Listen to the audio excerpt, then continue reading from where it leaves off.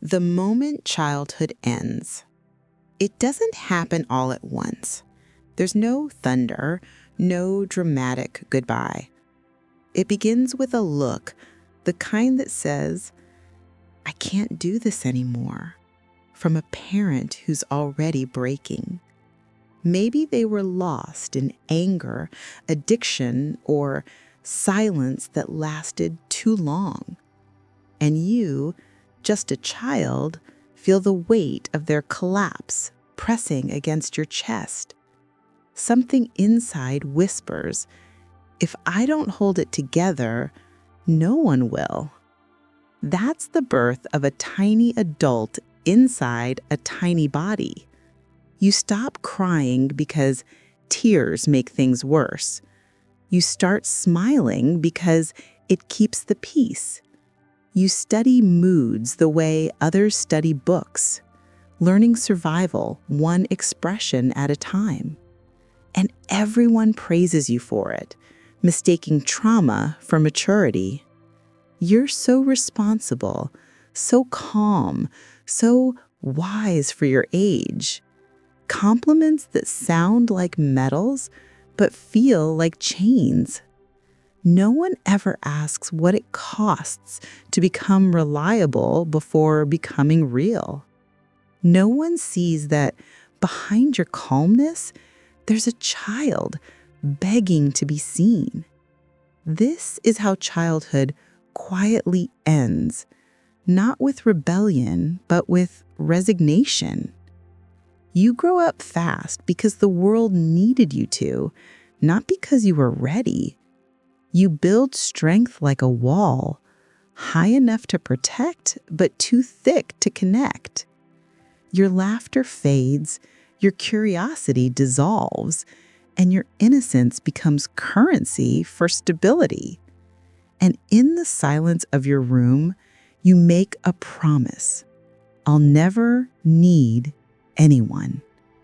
You don't know it yet, but that promise will echo for years. That's how a childhood vanishes, not through violence, but through invisibility. No one takes your toys, they take your permission to rest. You don't lose your dreams, you trade them for peace treaties. You don't stop loving, you just stop expecting it back. And the worst part? You grow up believing this is normal. Psychologists have a word for this, parentification. It's when a child becomes the parent, the listener, the protector, when the roles reverse so completely that you forget which one you were supposed to be. You become the peacekeeper, the emotional medic, the therapist to broken adults. And in that upside-down world, responsibility replaces play. Your nervous system adapts. It becomes a radar for danger. You learn to predict the next explosion before it happens, to sense tension in the room before anyone speaks, to read every sigh as a sign of trouble and every silence as a warning. This is what psychologists call hypervigilance, your body's memory of survival. In that world, love isn't safety. Love is negotiation. You learn that comfort is conditional, something you must earn. You give calmness in exchange for approval. You give compliance for security. You give everything, hoping someone will finally see you. But all they ever see is the version of you that keeps them comfortable. This emotional reversal rewires more than your mind. It reshapes your soul. You forget how to need. You forget how to rest. You become addicted to managing everyone's feelings, even at the cost of your own. And every time you try to relax, your body resists. It only knows how to protect. Because to your inner child, peace still feels like danger wearing a mask. This is how you start mistaking tension for love. Because every good moment was followed by pain, your body learned not to trust joy. You grew up flinching at kindness, waiting for it to turn cold. And so you became the caretaker, loved for what you give, not for who you are. But deep down, something whispers, "Who takes care of me?" And in the echo of that question, the memory of childhood waits for reckoning, for a chance to remember. It was not. At some point, you stop existing and start performing. You become whoever the moment needs, calm when there's chaos, cheerful when there's tension. You learn that your worth depends on how well you manage other people's storms. And soon, you can't tell where their emotions end and yours begin. You disappear, not physically, but emotionally. You turn into the good kid, the quiet achiever, the invisible hero. You never cause trouble, never ask for too much, never take up space. You think being low maintenance makes you lovable, but it just makes you unseen. You call it kindness. In truth, it's erasure. You trade authenticity for acceptance, and the exchange feels like love. The child you once were doesn't vanish. They go underground. They hide behind straight A's, perfect manners, and emotional control. They cry silently during family dinners, pretending everything's fine. They grow into adults who still smile when they're breaking inside. You can't bury pain, you just teach it how to look presentable. And the world rewards your disappearance. Teachers, friends, even family praise your composure. You get promoted, complimented, admired for being the one who never needs help. But you know the truth. Every compliment is a reminder that no one ever really saw you. You became visible only by being useful. The tragedy is that disappearing worked. It kept you safe. It kept the house calm. It kept love nearby, even if it was conditional. But that safety came with a price, the slow erosion of your identity. You learn to exist as a mirror for others, not as a person with needs. And now, when someone asks who you are, all you can answer is, "Who do you need me to be?" You wear strength like armor, polished, heavy, and exhausting. You learned early that vulnerability was dangerous, so you mastered control instead. You keep your emotions locked behind calm eyes, even when your heart is collapsing. People call you composed, but you're just tired of explaining your pain. Because when you broke before, no one came, so you swore you'd never break again. You became fluent in suppression. You turned tears into tasks, grief into goals, fear into focus. You stay busy not because you love productivity, but because rest feels unsafe. Stillness means the memories might catch up. And so you keep moving, fast enough to outrun your own reflection. Your strength fools everyone, even yourself. They see resilience, you feel resistance. They see calm, you feel numb. You confuse control with peace because chaos once taught you that safety meant staying alert. You don't relax, you just wait for the next crisis. This kind of strength isn't power, it's armor forged from fear. It keeps you from shattering, but also from connecting, because no one can hold you when you're made of steel. And sometimes the very walls that kept you alive are the same ones keeping you lonely. You learn to survive storms, but never how to live under clear skies. And here's the truth no one tells you. Strength without softness is just self-imposed exile. You can hold the world together and still feel like you're falling apart, because the child who became strong too soon wasn't built for perfection, only for survival. And now it's time to learn what strength feels like when it's not afraid to rest. You've spent years dreaming of peace, and yet when it arrives, it terrifies you. The quiet feels too quiet. The calm feels suspicious. You lie in bed and your heart races, not from fear of chaos, but from its absence. Your body doesn't trust stillness because in your past, calm was never safe. It was the silence before the storm. So you keep waiting for something bad to happen, even when life is kind. This is the paradox of the overgrown child. You crave what you can't tolerate. You want rest, but rest makes you restless. You want love, but love makes you flinch. You want quiet, but quiet makes you panic. Because peace to you doesn't feel like safety. It feels like danger wearing soft clothes. Your nervous system became addicted to the rhythm of chaos. It learned to equate anxiety with aliveness, exhaustion with accomplishment. So when things finally slow down, your body interprets calm as a threat. You start creating small storms, arguments, overthinking, endless work, just to feel normal again. You don't want drama, but you need the familiarity of tension to know who you are. This isn't madness, it's conditioning. Your brain is simply trying to return to what it knows best, survival. The problem is that survival doesn't know what to do with peace. It doesn't understand that safety can exist without effort. So it sabotages calm, not because it hates it, but because it doesn't trust it. The cost of calm is relearning how to feel safe in it.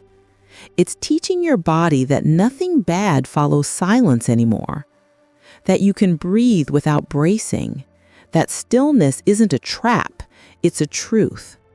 And sometimes the greatest act of courage is letting peace stay without running. Stillness should heal you, but instead it haunts you, because stillness leaves space. Space for thoughts, memories, and feelings you never had time to feel. When the noise stops, your ghosts speak. The things you buried under busyness crawl back into the light, and you realize the hardest part of peace isn't finding it, it's facing yourself inside it. You were raised to perform, not to pause, to fix, not to feel, to manage everyone's chaos except your own. So when the world finally gives you quiet, your body panics. It doesn't know how to exist without a mission. This is why you can't sit still for too long. It's not impatience, it's fear. Fear of hearing your own pain echo in the silence. Fear of realizing how much you've lost while surviving. Fear of discovering that beneath all your strength, there's still a small, tired child waiting to be comforted.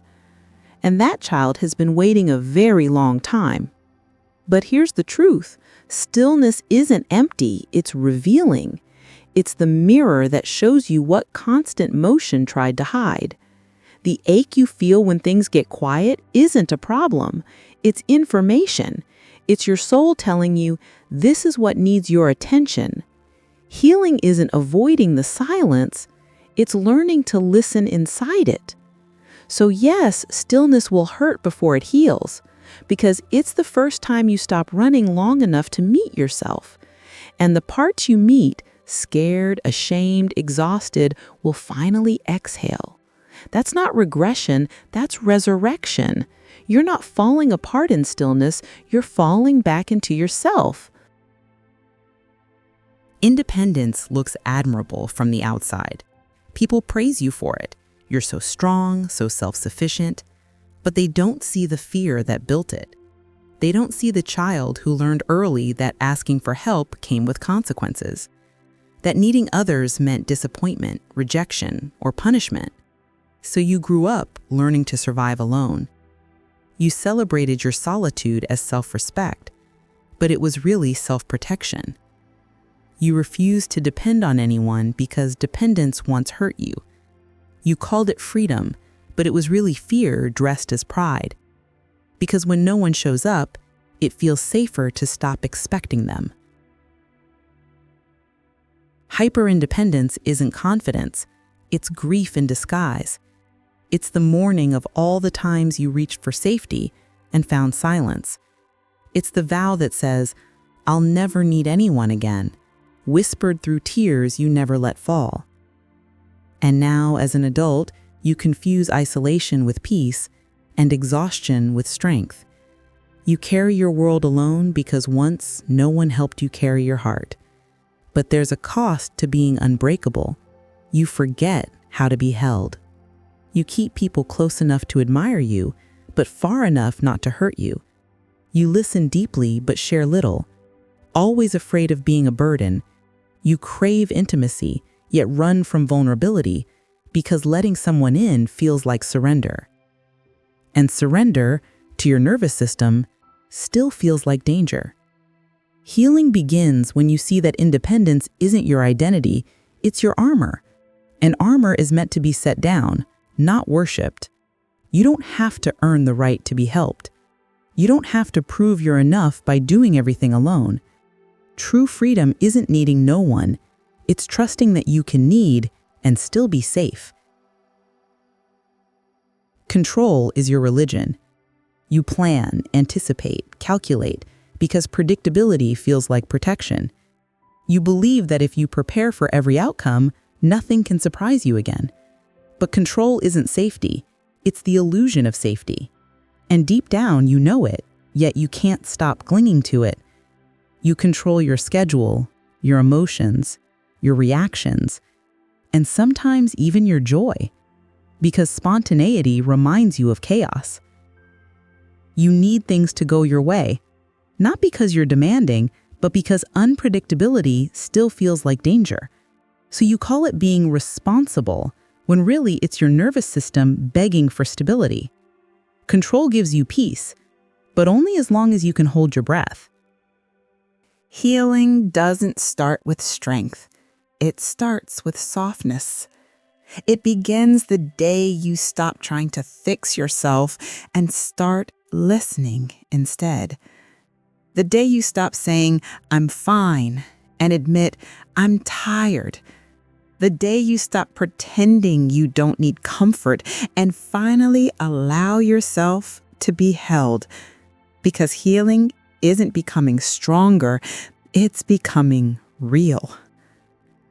The child you buried isn't gone. They're waiting for permission to cry without shame, to rest without guilt, to laugh without fear. You spent your life protecting them, but now it's time to meet them. Not as a rescuer, but as a companion. You were the adult they needed, and you're finally here. At first, this reunion feels strange. You feel silly being gentle with yourself, awkward giving love you never received. You question whether it's self-care or self-indulgence.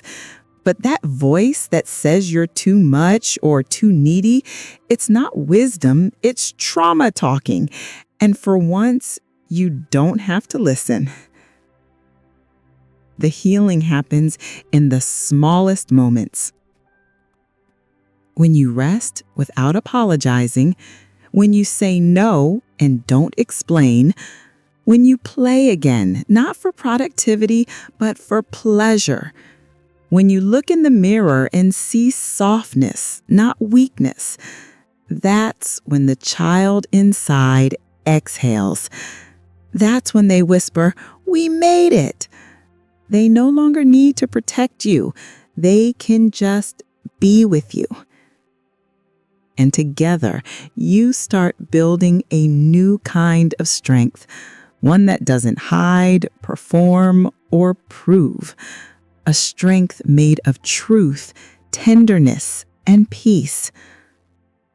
There will come a day when you wake up and realize the storm has passed.